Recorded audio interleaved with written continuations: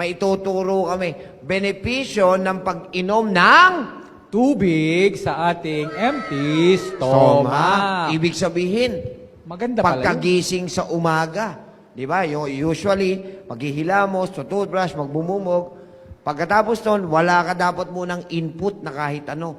Uunahan natin siya ng pag-inom ng isang basong tubig. Bakit to? Basahin mo nga, pare koy. Okay, ang pag-inom ng isang basong tubig ay maraming benepisyo. Okay. Alam nyo ba? Did you know, at night, your body repairs itself and casts out toxins? When you drink water first thing in the morning on an empty stomach, it helps the body flush out these toxins and alkalize the body. Anong sabi? Tatagalogin natin. Di ba lagi ko sinasabi sa health forum, ang ating katawan habang siya ay natutulog, nagre-repair po yan ng mga cells. At kasabay ng pagre-repair ng cells, tinatanggal niya yung mga toxin, it casts out, sineseparate niya yung toxin. Ngayon, ang problema, kahit i-separate niya yan, kung hindi mo yan iinuman ng tubig, mahihirapan siyang i-flush out.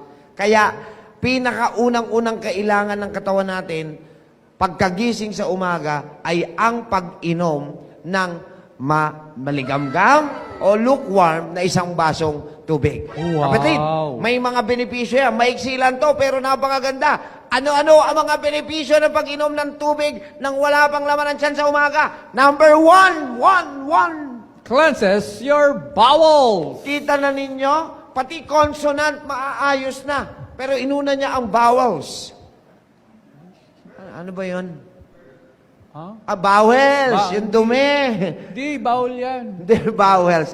So, siya po ay nakakatulong para itulak yung dumi paggising sa umaga. Pagka uminom ka na maligamgam na tubig, antayin mo lang after few minutes, naku, gusto mo nang maglabas ng toxins. Bakit? Yung in-excrete ng katawan mo during the time na natutulog ka, iinuman mo ng tubig, yun yung magpa-flush out. Number two.